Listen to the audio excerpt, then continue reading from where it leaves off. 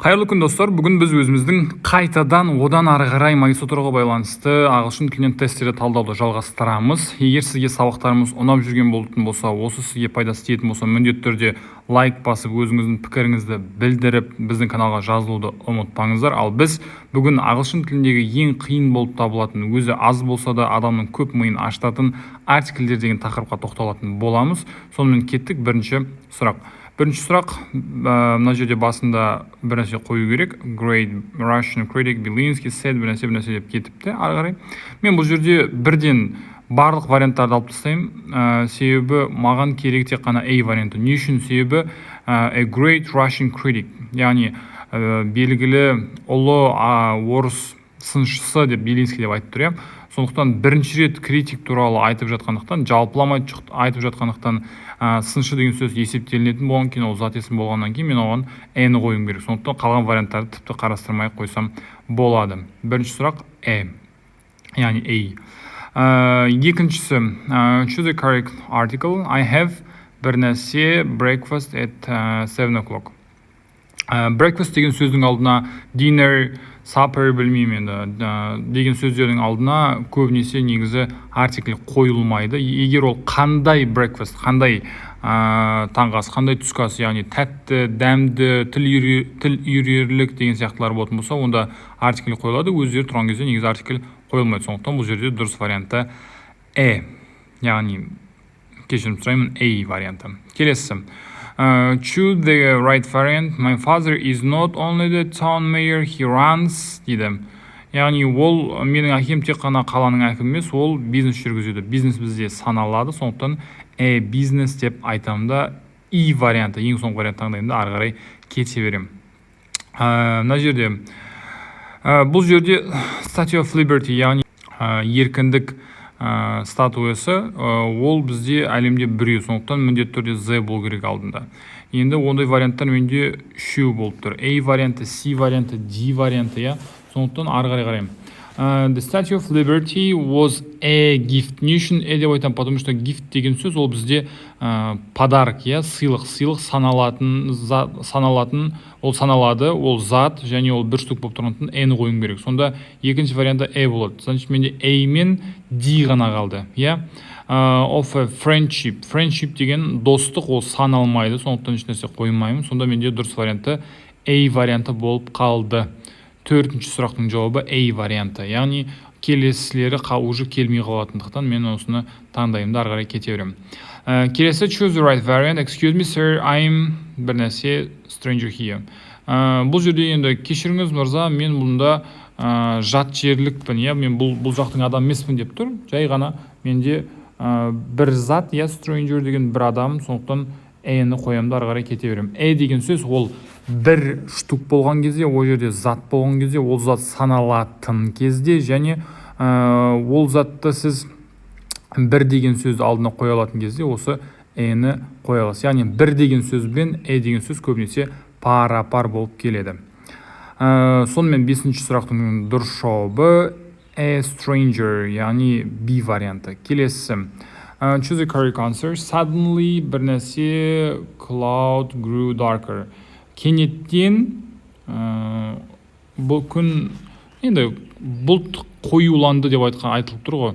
Енді бұл жерде кенеттен бұлт қоюланды, қандай бұлт екені нақты болып тұр. Себебі ол жердегі кенеттен болып тұрған айтып тұрғандықтан менде дұрыс варианты Z болады. Z ол бізге айтушы мен тыңдаушыға жалпылама түрде айтқан кезде, белгілі болып тұрған затты айтқан кезде біз осы Z артиклін қолданамыз. Енді Z-ның да, N-ның да, N-ның да артиклі қолданбайтын кездің де көптеген ережелері бар. Әрқайсында өзінің, біреуінде 11, біреуінде 9 деген сияқты. Мына жерде оның барлығын айтып отырудың қажеті жоқ, тек қана нақты тесттермен жұмыс жасап жатырмыз. Бұл жерде дұрыс варианты Z. Suddenly the cloud grew darker деген сияқты варианты таңдаймын, ары қарай кете беремін. Келесі. Use a proper article. It was бір нәрсе early autumn. Бұл жерде it was an early autumn деп айтсам да болады, it was the early autumn деп айтсам да болады. Енді дұрыс варианты есебінде бізде E варианты берілген екен, бірақ C вариантында негізі таңдасам болады. Келесі, choose the correct article. The school, school, the schools, a school boy деп тұр. Бұл жерде менде дұрыс варианты D вариантында, E вариантында таңдасам a school boy деп айтсам да болады. Себебі ешқандай проблема жоқ, бірақ дұрыс варианты себебінде A вариантын, точнее E вариантын, яғни school boy варианты белгіленген екен, соны таңдасаңыз болады. Келесі сұрақ, he visited towns on the Black Sea. Ол қалаларды аралады, яғни ол қалаларға барып шықты деп айтып жатыр. Қара теңіздегі. Менде бұл жердегі дұрыс варианты ешқандай артикль қойылмайды, қойылудың да қажеті жоқ. Деп қоятын болсам, немесе N деп қоятын болсам, онда ол жерде бір қала болу керек еді. Z-ні қоя алмаймын, ол жалпылама қара теңіздің жағалауындағы қалалар, сондықтан D варианты дұрыс. Paula got бір нәрсе applied for дейді.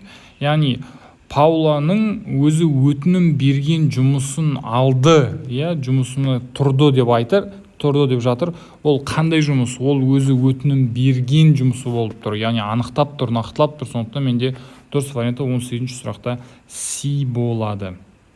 Яғни Z артиклі. 19-ші сұрақ, there was also бір нәрсе, smell from бір нәрсе дейді. Сонымен қоса бір өте жаман иіс болды кухнядан дейді. Яғни бұл жерде smell, яғни иіс есептелмейді. Сондықтан ешқандай артикль қойылмайтынды таңдаймын. Және kitchen деген ол түсінікті, ол өзіңнің kitchen'нан екен. Сондықтан дұрыс варианты D варианты. There was also horrible smell from the kitchen деп айтамдар қарай кете берем. 20-ші сұрақ, we decided to postpone бір нәрсе for бір нәрсе дейді. Яғни біз кешті вечеринканы бір аптаға шегеруді шештік деп жатыр. Яғни вечеринка ол түсінікті, что өздерінің вечеринкасын, өздерінің ұйымдастырған вечеринкасын, сондықтан Z болады. Ондай вариант менде үшеу, C, D, E. Енді бағана айттым, one деген сөз бен деген сөз бір-біріне көбінесе пара-пар келеді дедім. Сондықтан менде бұл жерде бір аптаға шегеретін болғаннан кейін for a week, яғни дұрыс варианты менде болады D варианты 20-ші сұрақта. Келесі, can you turn on бір нәрсе, please, I want radio, please, I want to listen to some music. Сен радионы қоса аласың ба деп тұр ғой. Енді сіз қасыңызда отырған адамға радионы қоса аласың ба десеңіз, ол қай радио екенін түсінеді деп ойлаймын, сондықтан бұл жерде дұрыс варианты белгілі болғандықтан Z. Себебі қазір сұрап тұр, сұрап тұрған адамның айтып тұрған қайсы радио екенін екіншіден түсініп тұрғандықтан мен Z деген вариантты таңдаймын. When I went to Rome, I stayed на жерде, stayed with бір нәрсе, Italian friend of mine дейді, Мен өзімнің итальяндық досыммен бірге тұрдым деп тұр. Яғни жай ғана итальяндық досым болғандықтан мен вариантын, яғни E вариантын таңдаймын. When I went to Rome, I stayed with an Italian friend of mine. Яғни C варианты кешірім сұраймын. C варианты менде дұрыс, себебі Italian деген сөз дауысты дыбыстан басталып тұр. Мен сондықтан C вариантын таңдаймын. An Italian friend of mine. Менің итальяндық досым. 23-ші сұрақ, I live in... Енді бұл жерде Абай Street. Адамның атының алдында ешқандай артикль қолданылмайды. I live in Абай Street. Яғни C варианты дұрыс, солай кете берем. 24-ші сұрақ, бір нәрсе, sun is a star, it gives us light and warmth дейді. Бұл жерде Z-ні бірден қоя салам. Не үшін? Себебі күн, ай, ауа, атмосфера деген сияқты заттар әлемде біреу-ақ. Ол бір уникальный заттарға әрқашан алдында Z қойылады, және бұл жерде дұрыс жауабы A варианты. Келесі сұраққа кеттік. You look very tired, you need... Сен өте шаршадың, саған демалыс керек дейді. Сонда маған бұл жерде дұрыс варианты D варианты. Жай ғана демалыс керек, ешқандай қиындығы жоқ. D варианты. Яғни you need a holiday, саған демалыс керек. Келесі, your homework is exercise бір нәрсе, don't do it in written form, please.